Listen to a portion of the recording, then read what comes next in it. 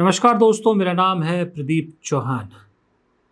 दोस्तों 2027 बहुत इम्पोर्टेंट है इस देश की राजनीति में। आप जानते हैं 7 विधानसभा चुनाव हैं, छोटे बड़े मिला के। राज्य बेशक छोटे और बड़े हो सकते हैं, लेकिन पॉलिटिकली बहुत इम्पोर्टेंट है। गुजरात हो, यूपी हो, हिमाचल हो, पंजाब हो, गोवा हो, मणिपुर हो, सबकी अपनी इम्पोर्टेंस है। और कांग्रेस के पास बहुत शानदार चांस है कि अपनी वापसी, दमदार वापसी, या यूं कहें, या जो इस वक्त कांग्रेस के साथ मोमेंटम है उसको चुनावी जीत में बदलने का शानदार मौका है सभी राज्यों में। इनफैक्ट मैं कहूँगा गुजरात को अगर आप छोड़ भी दो तो बाकी राज्यों में, तो पंजाब में नंबर 1 कंटेंडर हो आप, उत्तराखंड में नंबर 1 कंटेंडर हो, यूपी में गठबंधन में कंटेंडर हो, मणिपुर में आप कंटेंडर हो, गोवा में कंटेंडर हो, गुजरात में फाइट है। गुजरात में बहुत मेहनत की ज़रूरत है, इसमें कोई दो राय नहीं। लेकिन सवाल यह है कि कांग्रेस एक तरफ से तो लग रहा है कि मोमेंटम बना रही है, राज्य में भी बीजेपी सरकारों के खिलाफ एंटी इनकम्बेंसी, बहुत एंटी इनकम्बेंसी बीजेपी और आम आदमी पार्टी दोनों की सरकारों के खिलाफ। लेकिन पब्लिक, जो जनता जो है वो कांग्रेस को चाह रही है, लेकिन यूं लग रहा है, यूं मैसेज आ रहा है कि कांग्रेस खुद सत्ता में नहीं बैठना चाहती, क्योंकि जहां जहां कांग्रेस के जीतने के चांस है वहां पर ज़्यादातर जगह पर कांग्रेस में सिर्फ टव्वल मचा हुआ है बुरी तरह से। अब आप देखिए पंजाब में क्या हो रहा है, ये किसी से नहीं छुपा। वही हाल गोवा में है। अभी उत्तराखंड से ऐसी कोई खबर क्लियरली नहीं आई है। यूपी में आप गठबंधन में हो, गुजरात में आप पीछे हो, अभी से क्लियर है। मणिपुर में आपको बहुत बड़ा चांस है। लेकिन सवाल ये उठता है कि जब आपके पास इतना सब कुछ जीतने की पूरी उम्मीद है, तो अपने घर को ठीक क्यों नहीं कर रही कांग्रेस? क्यों अपने घर के तमाशे को पब्लिक तमाशा बनाने पे तुली है? अब ऐसे में पंजाब को लेकर अब तक जितने फैसले किए राहुल गांधी कर रहे हैं, और आगे भी शायद राहुल गांधी ही फैसले करेंगे। लेकिन गोवा को लेकर खास करके बहुत बड़ी तवज्जो कांग्रेस नहीं दे रही थी। लेकिन अब ऐसा लग रहा है कि कांग्रेस के राष्ट्रीय अध्यक्ष मल्लिकार्जुन खड़गे ने खुद गोवा की कमान अपने हाथ में ले ली है। राहुल गांधी गोवा नहीं गए, प्रियंका गांधी नहीं गई, वेणुगोपाल कुछ दिन पहले गए थे, आपको मालूम है। अब मल्लिकार्जुन खड़गे गोवा पहुंचे। गोवा में उन्होंने, अब जाहिर सी बात है उनके आने से पहले वहां पर जो गुटबाजी चल रही है पूर्व अध्यक्ष और मौजूदा अध्यक्ष के गुटों के बीच में, बहुत से बीएलए वगैरह ने इस्तीफे दिए।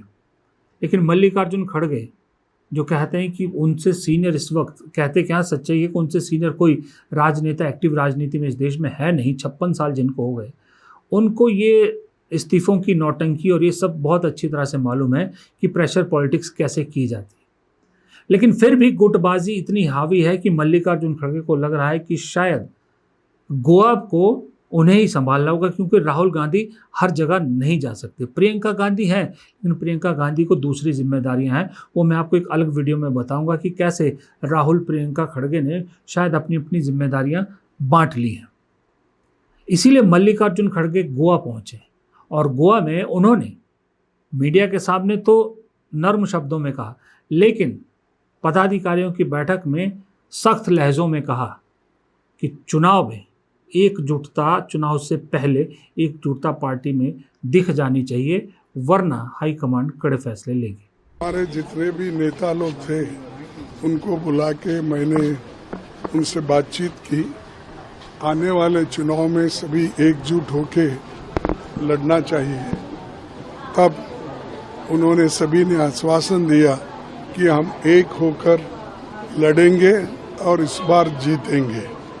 तो ये आश्वासन उनके तरफ से आया है, और मुझे खुशी हो गई कि पहली बार जो गोवा में इतना बड़ा मीटिंग कांग्रेस का हुआ, वो भी ओपन इसमें।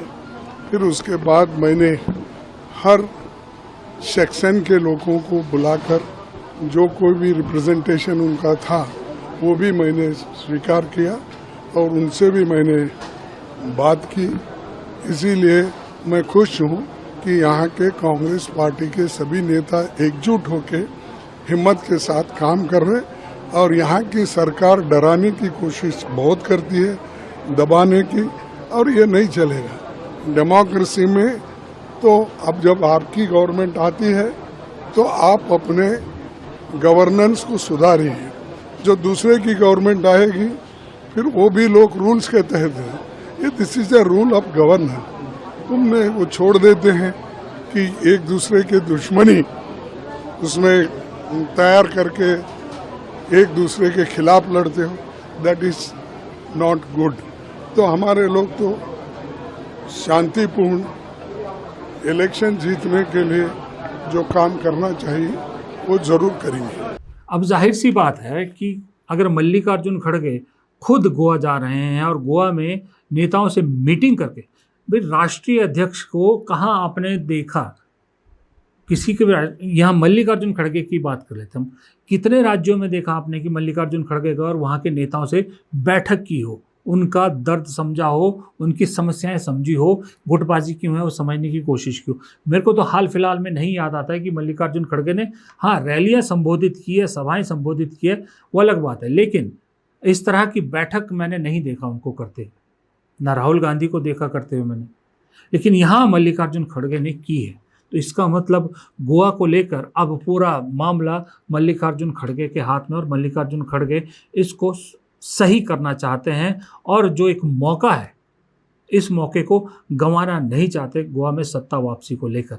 अब गोवा है तो जाहिर सी बात है गोवा में मराठी लीडरों का, महाराष्ट्र के लीडरों का एक इन्फ्लुएंस रहता है, और तंज कसने में खड़गे जो परिवार है यानी मल्लिकार्जुन खड़गे और उनके बेटे प्रियंक खड़गे वो सबसे बेहतर हैं कांग्रेस में अगर जब बीजेपी पर तंज कसने की बात आती है। यानी मीम मटेरियल, जो मीम बना या रोस्ट जिसको कहते हैं, रोस्ट करने में बाप बेटा नंबर 1 है कांग्रेस में।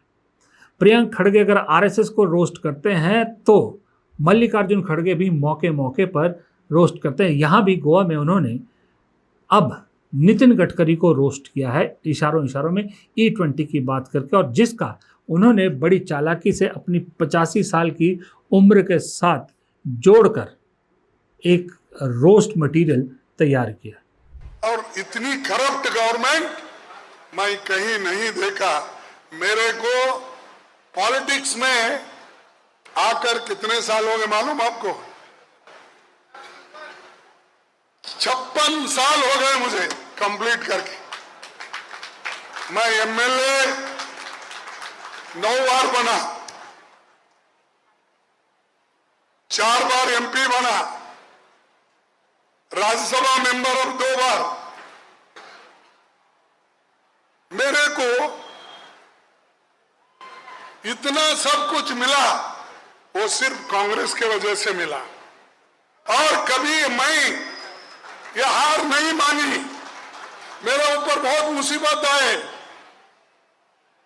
बचपन में मेरी मां मर गई, मेरा भाई मर गया, मेरी बहन मर गई, सब मेरे घर को जला के खाक कर दिए थे।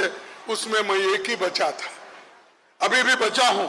85 है, अभी थोड़े दिन चलेगी मेरी गाड़ी, क्योंकि मेरा गाड़ी क्या है, चलती है इसलिए कि मेरी इंजन अच्छी है, और मेरे इंजन में मैं अच्छा पेट्रोल डालता हूं, E20 का नहीं है।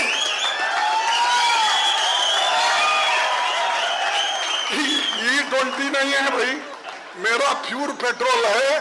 मेरे माँ बाप, मेरे बाप ने अच्छा पेट्रोल, प्योर पेट्रोल डलवा के इंजन में भगाने की पूरी कोशिश की। वो 85 तक भाग रहा। एक चीज़ और है मुझे जो दोनों बाप बेटा में अच्छी लगती है, दलित चेहरे हैं, इसमें कोई दो राय नहीं है। कर्नाटक से आने के बावजूद हिंदी पर भी अच्छी पकड़ है इनकी, इंग्लिश पर अच्छी पकड़ है, अपनी लैंग्वेज तो बोलते ही बोलते हैं कन्नड़ा, उसके अलावा मल्लिकार्जुन खड़गे 3 भाषाएं और बोलते हैं और बड़ी फ्लुएंटली बोलते हैं। तो जो हिंदी पर पकड़ है वो एक बहुत अच्छा काम कर जाती है मल्लिकार्जुन खड़गे के लिए। और दूसरी बात, वो जो बोल्डनेस है ना, निडरता, निडरता जो दिखती है मल्लिकार्जुन खड़गे की, जो चाहे सदन हो सदन के बाहर हो, वो मोदी शाह बीजेपी पर खुल के बोलते हैं, ये चीज़ उनको दूसरे नेताओं से अलग बनाती है। और राष्ट्रीय अध्यक्ष का पद होना ही अपने आप में बहुत बड़ी बात है। अगर किसी राज्य में, वो भी गोवा जैसे छोटे राज्य में, राष्ट्रीय अध्यक्ष खुद पहुंच रहा है, जिम्मेदारी ले रहा है, खुद वहाँ के चुनाव को लेकर चीज़ों को ठीक करना चाहता है, उसके बावजूद अगर बीजेपी जीत जाती है फिर से गोवा में, कांग्रेस फिर नाकाम होती है, तो जो कांग्रेस की पूरी कार्यकारिणी है, वहाँ पर पूरी लीडरशिप है, उनके लिए भी बेहद शर्म की बात होगी कि 85 साल का बुजुर्ग नेता यहाँ आता है, आपके लिए खड़ा होता है, आपकी बातें सुनता है, उन्हें सुलझाने की कोशिश करता है और आपको एकता में चुनाव पार्टी को अपने से ऊपर रखने की बात कहता है। उसके बावजूद अगर वहाँ कांग्रेस हारेगी तो सही में कहूँगा कि गोवा कांग्रेस के लिए फजीहत तो होगी। जो कांग्रेस की लीडरशिप है, जो अपने आप को नेता कहते हैं, उन्हें भी आत्मचिंतन करना होगा और उनकी राजनीतिक भविष्य पर भी बहुत बड़ा सवाल होगा। पर फिलहाल ऐसा लगता है कि पहले केसी वेणुगोपाल का गोवा जाना, फिर मल्लिकार्जुन खड़गे का गोवा जाना, गोवा की चीज़ें अभी जो बहुत उलट पुलट लग रही हैं, बिखरी हुई नज़र आ रही कांग्रेस की, शायद आने वाले समय में चीज़ें एकजुट होती नज़र आए, शायद एक चेहरा कांग्रेस का नज़र आए, एकजुटता के साथ नज़र आए। और अगर ऐसा हुआ और साथ में जो आम आदमी पार्टी की वहाँ की लोकल यूनिट कह रही है, दूसरी रीजनल पार्टीज़ कह रही हैं कि गठबंधन कर लीजिए और कांग्रेस लीड कीजिए, इस पर भी मल्लिकार्जुन खड़गे ने कहा कि हाँ, ऐसा इनपुट मुझे मिला है, बात करेंगे। अगर ये गठबंधन बन जाता है और कांग्रेस यूनाइट चेहरा पेश करती है, तो बीजेपी के लिए खास करके गोवा में बैड न्यूज़ है, बहुत बड़ी बैड न्यूज़ है। और कांग्रेस के लिए बदला लेने का बहुत सुनहरा मौका है, क्योंकि इसी गोवा से सरकार चुराने का जो आगाज़ है, जो सफ़र है बीजेपी का, वो शुरू हुआ था। फिलहाल इस वीडियो में इतना ही, इजाज़त दीजिए, नमस्कार।